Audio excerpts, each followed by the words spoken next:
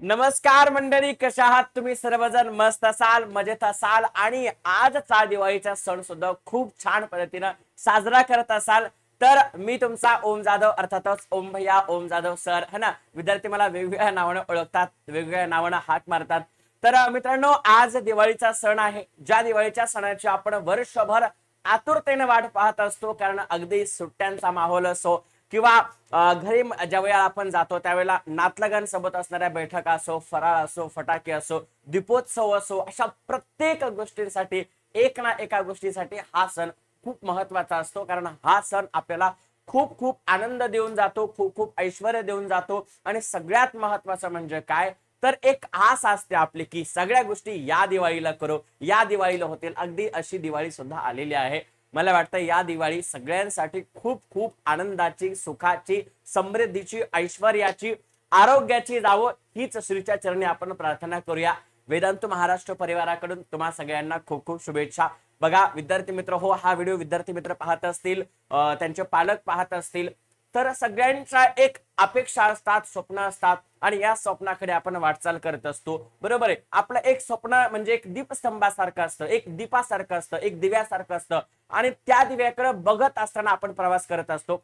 मला वाटतंय दिवाळीच्या या सणाला तो जो दिवा आहे, तो जो दीप आहे, तो अधिकाधिक प्रज्वलित हो आणि तुम्ही त्या दीपस्तंभाकडे किंवा तुम्ही त्या स्वप्नाकडे अजून मार्गक्रमण वेगानं करावं, ही श्रीच्या चरणी प्रार्थना करतो. बघा दिवाळीचा सण आहे, उद्या पाडवा आहे. पाडव्या दिवशी आपण काहीतरी नवीन साजरा करत, नवीन सुरुवात करत असतो. बरोबर आहे. अगदी तसंच परवा दिवशी भाऊबीज आहे. भावा बहिणीचा महत्वाचा असा मानला जाणारा सण असतो. कारण सगळ्यात प्रेमाचं, आईवडिलांनंतर सगळ्यात प्रेमाचं जे नातं असतं ते भाऊ बहिणीचं असतं. अगदी भाऊ बहिणीच्या नात्याला सुद्धा माझ्या सर्व भाऊ आईनी बहिणींना खूप खूप शुभेच्छा भाऊबीजेच्या सुद्धा. या चॅनलच्या माध्यमातून आपण नक्कीच एक खूप सरप्राइझिंग गोष्ट आणणार आहोत आणि त्याची सुद्धा घोषणा मी उद्या अर्थातच पाडव्याच्या दिवशी करणार आहे. तर तुम्हाला ते कसं वाटतंय कॉमेंट सेक्शन मध्ये नक्की सांगा. आणि तुम्हाला काय वाटतंय ते सरप्राईज काय असेल कॉमेंट सेक्शन मध्ये मला सांगायला विसरू नका. कारण उद्या सायंकाळी बरोबर 5 वाजता त्याचा बॉम्ब फुटणार आहे. सगळ्यात महत्वाचं म्हणजे काय, दिवाळी आलेली आहे. भरपूर भरपूर फटाके वाजवा, मात्र आपल्या फटाक्याने दुसऱ्यांना त्रास होणार नाही याची काळजी घ्या. बरोबर आहे. कोणाचा ऐकू नका, काही नाही. मी केमिस्ट्रीचा शिक्षक आहे हे ना. बरोबर आहे. आपल्याला प्रदूषण कमी करायचं आहे, मात्र आपल्या आनंदाला कुठेतरी म्हणजे बाधा पोहोचली नाही पाहिजे याची आपण काळजी घेतली पाहिजे. बरोबर आहे. कारण सण पुन्हा पुन्हा येत नसतात. येस, त्याच्यामुळे अशा बॉलिवूड वाल्यांच्या काही गोष्टी मनावर घ्यायच्या नसतात. आपला सण आहे, खूप छान पद्धतीने साजरा करायचा असतो. बरोबर आहे. आणि सगळेच समाज बांधवांना सोबत घेऊन हा सण साजरा करायचा असतो. कारण भारत हा असा एकमेव देश आहे ज्या भारत देशामध्ये सर्व धर्म सोबत राहतात. आणि म्हणून दिवाळी हा सण फक्त हिंदूंचा नाही तर पूर्ण धर्मवासियांचा आहे, पूर्ण भारतीयांचा आहे. कारण आपण सगळे भाऊ बहीण आहोत आणि याच भाऊ बहिणीच्या नात्यानं आपण हा दिवाळी सण साजरा करूया.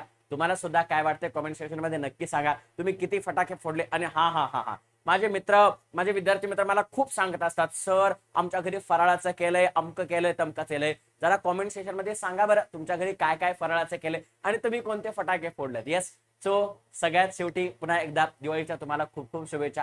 तुमच्या फॅमिलीला, तुम्हाला आणि सगळ्यात महत्वाचं तुमचं फ्युचर इथून सिक्युअर होणार आहे. त्यामुळे यावर्षी खूप महत्वाचा अभ्यास करायचा आहे. पाडव्याच्या दिवशी, दिवाळीच्या दिवशी लक्ष्मी पूजन करत असताना, वही पूजन करत असताना एक निष्ठा ठेवा, म्हणजे एक ध्यास घ्या की मला यावर्षी माझे ड्रीम पर्सेंटाईल स्कोर करायचा आहे, माझे ड्रीम कॉलेजमध्ये मला जायचं आहे, मला खूप छान अभ्यास करायचा आहे आणि तुम्ही नक्कीच करणार. ही लक्ष्मी मातेच्या चरणी आपण प्रार्थना ठेवूयात.